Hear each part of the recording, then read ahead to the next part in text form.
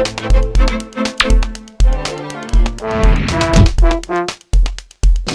with your Gnarly News at Noon, I'm Sean Merinar for the GNN News team. From Bucks County, Pennsylvania, a teacher was arrested and fired after hooking up with a student. The math teacher turned himself in after a 5-month-long sexual relationship with one of his female students. 3 other teachers were also fired because they knew about it but didn't tell anybody. Is it just me, or is it much creepier when it's a guy teacher and a female student rather than the opposite? That's sexist. Is that sexist? A little bit. I just think it's grody that I don't want a guy touching me. From DuPage County, Illinois, a gun enthusiast was murdered and then had his guns stolen.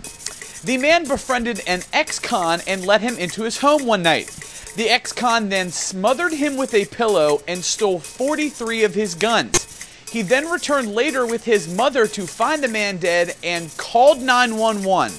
That's just, there's so many weird factors in this story. First of all, how do you walk away from a house with 43 guns, and then how do you not show a sign that you murdered a man earlier with your mother in tow? Extra pockets? For the guns or the murder? Both. Kind of makes sense. From Espanola, New Mexico, a man was arrested for his 22nd drunken driving offense. Police officers pulled up next to a parked car along the highway to find a man passed out laying next to it. They took him to the hospital where his blood alcohol level registered a .393. The state legal limit in New Mexico is .08. This dude had like an MVP winning batting average as his blood alcohol level.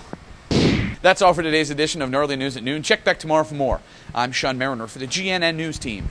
.393 is ridiculous, Gary. It's like the Ted Williams of drinking.